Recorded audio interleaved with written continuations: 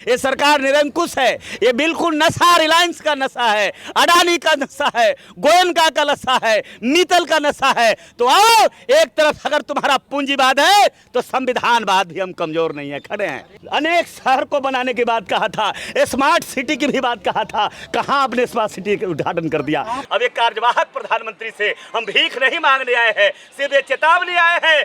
13 महीने की बात है, ये आपकी 13वीं भी सुनिश्चित होने जा रही है। और 75 साल गुजर गए, चाहे पूर्ववर्ती सरकार हो या वर्तमान की सरकार हो, दोनों सरकार ने जो धोखेबाजी किया है 1 करोड़ 30 लाख लोगों के साथ, इसका सजा मिलेगा 2024 में। आज़ादी के इतने वर्ष बीत जाने के बाद आज भी आप लोगों को रेलवे ट्रैक के लिए धरना प्रदर्शन करना पड़ रहा है। इसमें तो सरकार को शर्म आनी चाहिए कि सरकार ने सबका साथ और सबका विकास की बात किया था। और 75 साल गुजर गए, चाहे पूर्ववर्ती सरकार हो या वर्तमान की सरकार हो, दोनों सरकार ने जो धोखेबाजी किया है 1 करोड़ 30 लाख लोगों के साथ, इसका सजा मिलेगा 2024 में। रही बात लड़ाई की, तो हम लड़ाई में कहाँ पीछे हैं। हमारे साथी ने भी कहा कि भारत के जब इतिहास लिखा जाएगा तो एक नाम उनका भी होगा जो विकास के विरोधी हैं, एक नाम उनका भी लिखा जाएगा जो लड़ने वालों को बुलडोजर चलाते हैं, और एक नाम हमारा भी लिखा जाएगा इस जो पंक्ति में खड़े हैं, जो समाज को विकास करने वाले हैं, समाज में रोशनी देने वाले हैं, इस समाज में सांप्रदायिकता की आग हो या नफरत की आग हो बुझाने वाले लोग खड़े हैं।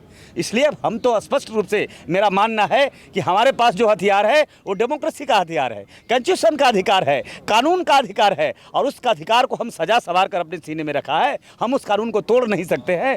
16 साल संघर्ष करके हम लोगों ने बलिदान दिया है, 16 साल इंतजार किया है, और इंतजार के लिए मैं खासकर नमूना आने जा रहा है। 8 महीना के बाद है, आपने तो 8 महीना पहले सरेंडर कर दिए, हमें तो 5 महीने बाद जंतर मंतर पर आना था। मुझे क्या मालूम था कि आप पराजित होकर के पार्लियामेंट छोड़ दोगे, आप संसद छोड़ दोगे, आप प्रधानमंत्री की कुर्सी छोड़ दोगे। लेकिन आज यही महसूस हो रहा है, अब भारत के अंदर विशेष सत्र पूरा होने के बाद भारत में कोई प्रधानमंत्री नहीं बच जाता। अब एक कार्यवाहक प्रधानमंत्री से हम भीख नहीं मांगने आए हैं, सिर्फ ये चेतावनी आए हैं कि आइए, ये 9 साल आपका है, 16 साल हमारा है। अब ये 13 महीने की बात है, ये आपकी 13वीं भी सुनिश्चित होने जा रही है। उसी धरती से हम करेंगे जहाँ 4 सांसद हैं, और चारों सांसदों को ये हम कहना चाहते हैं, आपके अंदर थोड़ी भी है नैतिकता है एमपी साहब, जाकर मोदी के कदमों में डाल दो इस्तीफा और कह दो मुझे जनता पसंद नहीं कर रही है, वरना जनता ऐसी स्वागत करेगी कि जीवन में याद करोगे कि संसद बनने का क्या परिणाम होता है, क्या होता है। तुम अपने जिम्मेदारी से हट गए। एक सूत्रीय मांग था, इन सांसदों को तमाम लोगों ने शपथ लेकर आया था, कसम खाकर आप आए थे हम रेल लेकर के आएंगे। चारों सांसदों ने कहा था, आज अगर सबसे बड़ी पराजय ये चारों सांसदों के मुंह पर जूता मारा है प्रधानमंत्री और रेल मंत्री ने, जिनको समय नहीं देता है, शर्म नहीं आती है। साइनिंग इंडिया भी तो आपने लाया था, स्किल इंडिया भी तो आपने लेकर के आया था। आप बताओ, आपने इतने सारे योजनाओं लेकर के आया, आपने भारत को मॉडल और हाईटेक अनेक शहर को बनाने की बात कहा था, स्मार्ट सिटी की भी बात कहा था, कहां आपने स्मार्ट सिटी का उद्घाटन कर दिया, कहां 2 करोड़ नौकरियां दे दिया। हम लोग रेलवे के लिए आए हैं, और आज भी हम कहते हैं मुझे बचा नहीं है, और आपके पास भी कुछ देने के लिए बचा नहीं है, लेकिन मेरे पास बचा है जिसका इस्तेमाल 2024 में हम करेंगे। 2024 में इनकी हैसियत हम बताने का काम करेंगे। क्या लग रहा है, मौजूदा सरकार अगर आप लोगों की मांग पूरा नहीं करेगा तो आप लोग आगे किस रूप में? नहीं, हो गया, ये फैसला हो गया।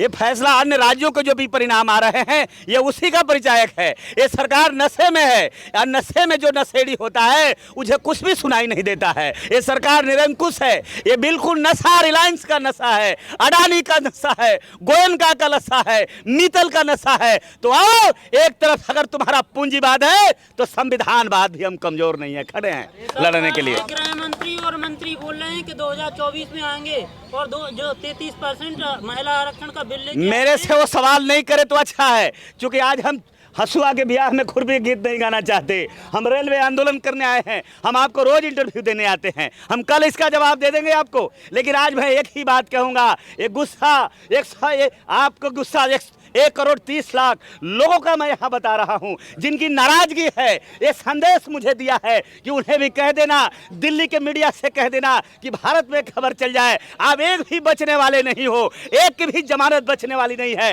आओ आजमाइश करके मैं खुद दिल्ली से छुट्टी लूंगा, अपने साथियों से सुन लीजिएगा, रमन झा जी से छुट्टी लेकर के मैं जाऊंगा, तिवारी जी से, और मैं जाकर बिहार के कोने कोने में आपकी हैसियत को बताऊंगा कि जनता के साथ वादा खिलाफी करने का सजा क्या होता है। से प्रधानमंत्री रेल का उद्घाटन करते हैं, हरी झंडी दिखाते हैं, आपको पच नहीं रहा है क्या? देखिए रेल की जो झंडी दे रहे हैं वो रेल की झंडी कमजोर वर्ग को लोग का नहीं है, वो बुलेट ट्रेन की झंडी दे रहे हैं। वो जो अभी नया एक ट्रेन आया है, जो उसको कौन सा ट्रेन बोलते हैं, अभी वंदे भारत को दे रहे हैं। वंदे भारत का किराया आप किराया पत्रकार लोग भी नहीं दे पाओगे। जिस तरह से आपकी पत्रकारिता छीन ली, उसी तरह से रेलवे की सवारी भी आपको छीन लिया है। वंदे भारत पर कोई कमजोर वर्ग का बेटा किसी भी जाति धर्म का उस पर सवारी नहीं कर पाएगा। इसलिए मेरे भाई ने अभी कहा कि मुझे साधारण रेल चाहिए। अरे शर्म आनी चाहिए, जहां आज तक साधारण रेल नहीं दिए हो, तुम क्या बुलेट और वंदे भारत की सपना दिखाते हो। चंद पूंजीपति उस वंदे भारत में जाएंगे, बाकी गरीब मजदूर किसानों को तो कभी मौका ही नहीं वो तो मिल कहते पाएगा। हैं कि गरीब भी बैठेगा, 100% झूठ बोलते हैं मोदी जी। चप्पल वाला हवाई जहाज में घूमेगा। तो आपको भी पता है, आप भी बताओ, आप तो बहुत बढ़िया, आप बोलते हो चप्पल से ऊपर उठ गए हो। आप कितने सवारी किए हो फ्लाइट में, मालूम है मैंने कितना सवारी किया मुझे पता है। अब आप सवारी नहीं किए हैं तो ये भी कितना बड़ा जुमला है, आपको अच्छी तरीके से पता है। इसलिए हमसे मत मुंह खुलवाइए, क्योंकि मुंह खुलवाइएगा तो बातें ओपन होता चला जाएगा। लेकिन आप यही संदेश दीजिए अपने, आप इस बड़े बड़े चैनल है, आपके चैनल से ये न्याय मिलेगा, और जो खासकर जो पाप किया है उन पाप के सजा भी भुगतने के लिए सांसद होते हैं। जनता के वादा खिलाफी करना, संसद में आकर मौन हो जाना, प्रधानमंत्री के सामने जाकर, प्रधानमंत्री साहब के सामने जाकर अल्टीमेटम नहीं देना, प्रधानमंत्री को चेताना नहीं, आंखें दिखाना नहीं, हमारा वोट का अपमान है जो वादा करके वहां आए थे, जो वोट लेकर के आए थे। इसलिए जनता उन्हें सबक सिखाएगी। लेकिन अमित शाह तो कहते हैं कि ये सब जुमला था। अरे भाई, जब सब कुछ जुमला है तो जुमला का सवाल जुमले में मैं नहीं देना चाहता। जुमला का सब जवाब है जनता 2024 में दे देगी, बहुत अच्छी तरह से मिलेगा। नेशनल दस्तक की आपसे गुजारिश है कि अगर इसको बचाना चाहते हैं तो नेशनल दस्तक को सब्सक्राइब करने के लिए रेड कलर के सब्सक्राइब बटन को दबाएं, फिर बेल आइकन की घंटी दबाएं। नेशनल दस्तक को बचाने के लिए बहुत जरूरी है कि हर खबर को शेयर करें, लाइक करें, कमेंट जरूर करें।